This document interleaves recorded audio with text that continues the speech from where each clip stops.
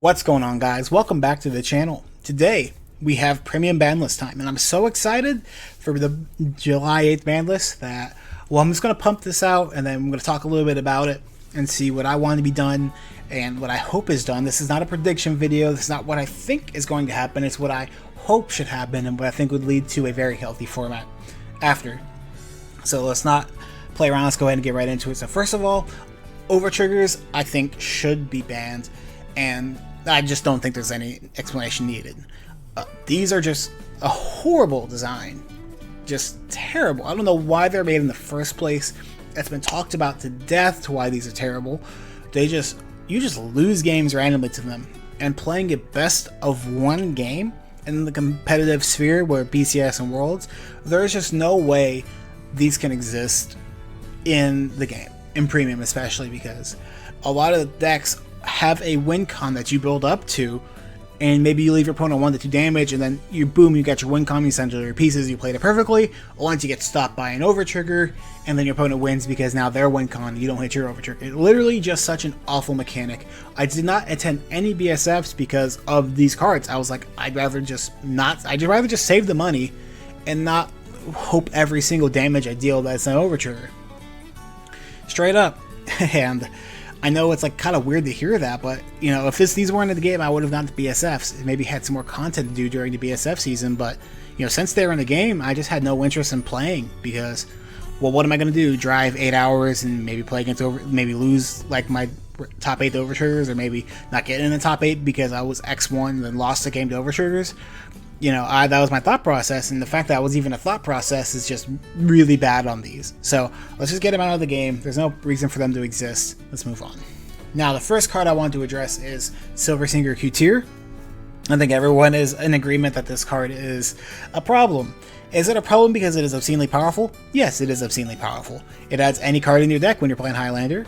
It adds Aqua, then you loop it, and you get 50 million cards. It takes 30 minutes, and your opponent is just sitting there texting on their phone when you're just resolving Q-tier turn after turn after turn after turn 15 times in a turn. Now, I think first of all, it's a little bit too powerful to be in the game. And second of all, it takes so long to resolve everything. If you're going to be playing the Bushiroad way, where you go, okay, reveal, reveal, reveal, reveal, reveal. Okay, hit my Aqua, add the hand, shuffle, offer the cut. Okay, you cut, bring it back, play Aqua, bounce, play Q-tier, reveal, reveal. You know what I'm saying. Thing in that case too, it is also very toxic as it takes forever to resolve properly, so as many times as you built your deck to do. Now, does hitting this kill Bermuda? I don't think so. I think Bermuda is an insanely strong clan with so many different options, especially when you're looking at the fact that Lyrical Monasterio has 1 trillion cards that only Bermuda gets to use. I think Bermuda will be fine in the future. Let's just kind of like nip this on the bud before, you know, you have to sit there and watch your opponent resolve Q-tier 13 times in one turn, add 50 cards to their hand, and then you both go into time and double loss. Now, Granblue is a deck that has kind of fallen by the wayside with Order Colony coming out. This deck is still going to be definitely meta relevant and very present, especially if Order Colony gets hit. We'll address that in a second. But the new card Bartholomew is a terribly designed card. It is one of those cards that you never want to see. Just stupid effect for having something that the clan already wants to do. It can be done on first stride for very low cost. Just awful. But the reason that card's awful because we have a card like Navigator. The fact that you could just Navigator, dump your entire deck into your graveyard, and then just kill your opponent on first stride, you're already eking back to the fact that we hit these decks, the big 6, back, you know, a year and a half ago, or however long we hit it ago, that kind of did the premium resurgence. I think that deck should be addressed. The Scare Deck Turbo deck should be promptly killed on this list. It is not a deck that anybody wants to play against. Especially because if your Granblue player doesn't see Navigator, like, well, you know, I didn't see my Navigator, I lost. And if your opponent does see the Navigator on turn 1, your opponent has nothing that can do about it. So it is a literal unguardable first stride death, unless overtriggers, right? So yeah, let's just address that in the first place. So, and then I think moving past that, Granblue is still an insanely powerful deck, especially with its defensive prowess. We just got another defensive G-Guard that completely just blows out anything that the Negro, I believe it was Negro Nora, couldn't have dealt with. And the fact that now you have, like, now DP can't even kill that, because originally you can revive the PG, and the PG can stop it. Now, DP can shoot that, and now you have another one that can just remove 3 crits because you have, infinite cards in your graveyard. It's just so ridiculous. Now, this clan is now able to wall out literally anything in the game. You have Greed Shade and you have Beatrice being just the tutors for anything in your clan, being able to Greed Shade to get so many heals back and use every single heal. Just insane. I think the way to check that is probably to just choice restrict Beatrice and Greed Shade. I think that it's a good tap on the tap on the wrist. You're not killing the deck, you're just kind of removing some of the options it has. Does Granblue need to get hit? Probably not. I think it'll probably be fine deck if none of this stuff happens, but I would like to see a check to it, because it will be insanely powerful if the next deck, MEGACOLONY, is hit. So moving into MEGACOLONY, I think Order Colony post Premium Collection is actually in a fine spot, but given the representation, given the power, and given just the fact that if MEGACOLONY has a good game, it is very, very hard to beat it. If they see their one Shadow Cloak into Ruination, you're just losing the game a lot of the cases, especially if you're not playing a deck that can beat it up by itself. Like if you're playing a deck that kind of maybe is hindered by Ghidorah, you're just losing that game. And I think it's very unhealthy, the fact that you have a card like Ghidorah that was made in a time where MEGACOLONY had absolutely nothing, and just like a kind of like a bad design error of the past being crept into the new cards that actually have game. You have grade 2 gaming with like 10Ks like Shadow Cloak. You actually have the MEGACOLONY. Good write-up now because of the dragon. I think it becomes a bit too much, and I think you should probably check this if you're going to be checking a lot of different decks, because if you check the other two, if you check a couple other decks, this deck becomes insanely hard to deal with, especially if the best decks require superior calling like Granblue. This deck will become a little bit too oppressive. I don't think banning Ghidorah is the play, even though I personally dislike Ghidorah as a card. I don't think banning it is a play. I think MEGACOLONY probably still needs it. Personally, I feel that if a clan is so reliant on a card like this, you probably should still kill it anyways. But I think that's a bit extreme, so we're not going to be suggesting that. But yeah, I think we should probably choice restrict these two and just, let the MEGACOLONY rest in tier 2, because it does have some good support coming up. Especially cards like Brilliant Blister are insane. So let's just go ahead and check this and move on. Next, Narukami.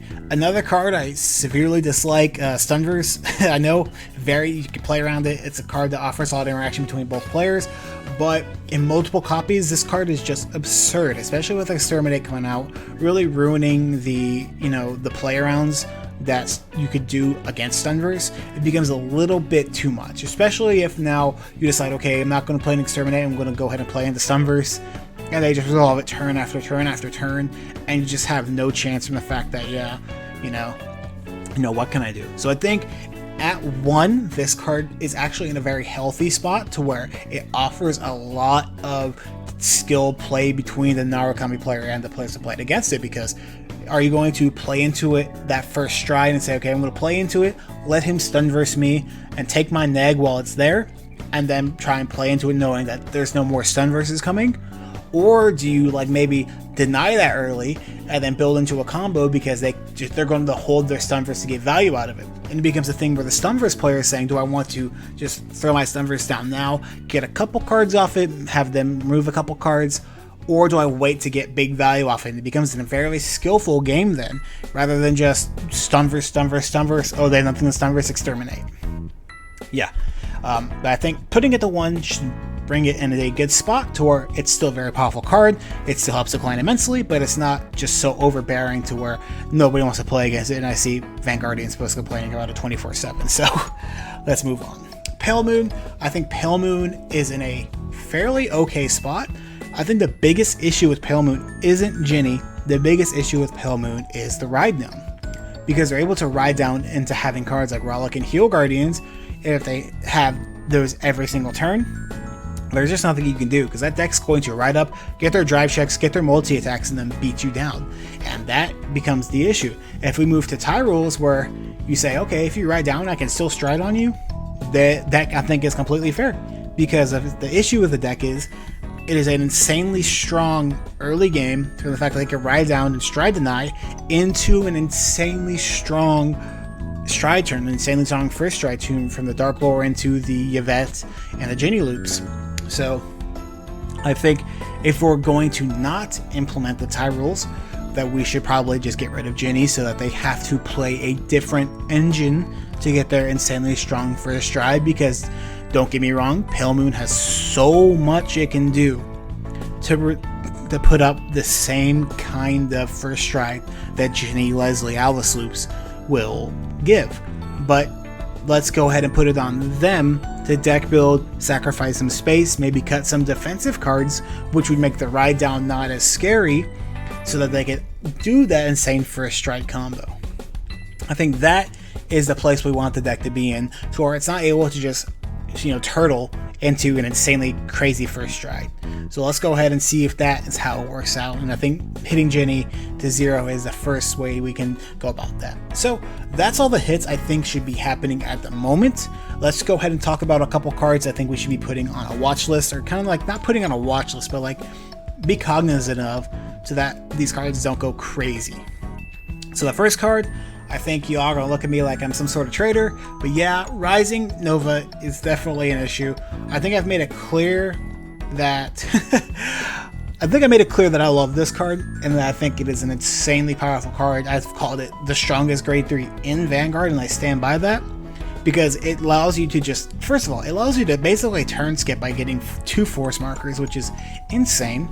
Its ability to copy 2 grade 3s means it just, in the entire future of the game, they have to like constantly be wary of Rising Nova in the premium format.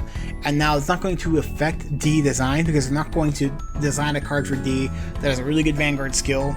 I'd be like, oh wait, we can't release this in Dark States because for premium, Rising Nova might be able to be that. It's not going to happen.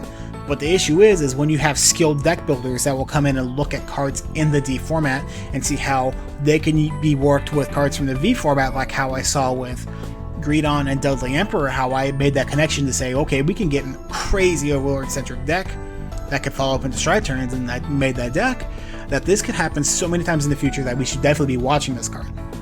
Now, is this going to kill the Galley deck? No, it's not, because there's a lot of other grade 3s that you can accomplish the same sort of thing with, like Juggernaut Max, or Dudley Emperor can be accomplish something very similar. As I'm going to kill Hellheart 8? It will not, because again, you're going to be trying to ride turn after turn. Maybe Juggernaut is going to be that good.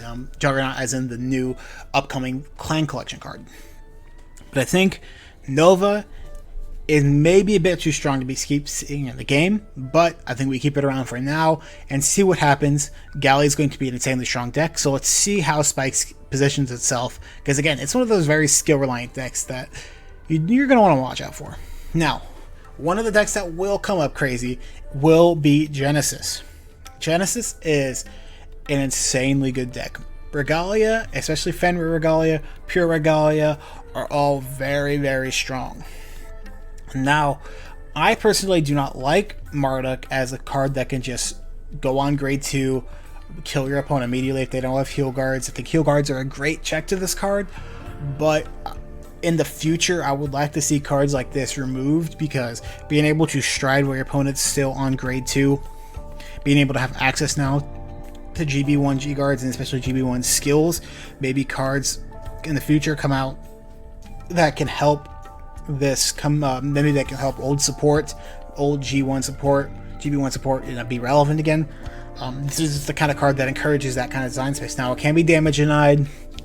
6-hole is a bit to ask, but again, it is one of those cards that is very scary just because of the fact that, again, you have an Overlord syndrome. You can just bop your opponent to death because of Norn, or you have Fenrir stuff where you can establish a Fenrir loop. Genesis deck builders are very good, so you have to watch out for something like a Fenrir loop being established into a Marduk. So let's go ahead and just watch it for now. I don't think it's a current problem, but it's always something to keep in the back of your mind. And then Nazari is just one of those cards that you're never putting this in your deck unless your deck is doing something ridiculous. So it's just one of those cards that I want to get checked. Simple as that. Yeah, the Eugene deck sometimes will make you discard 6, and I don't think it's that consistent. It's not amazingly scary. Nobody's going to take that to an event and perform very well because it has natural inconsistency. But if it is supported to the point where you can consistently do this, I think just no. Why have it in the game, right? Why have a card like this in the game that is so ignorant when it goes off and has the potential in the future to become insanely ignorant? Now, I'm just... yeah, it's one of those cards you probably kill because it's never being put into a deck unless it's doing something really stupid. So, that is it for me. Those are the cards I think should be checked and the cards should be watched. Hopefully, some of my predictions are implemented. I didn't talk about Link Joker in this video because I don't think Link Joker will be very much a problem. The reverse loops might be a problem, and I think playing reverses in your deck is a bit too much. But we'll see how they attack that. But for the most part, guys, that is it for me. Thanks so much for watching if you're still watching this far, and peace out.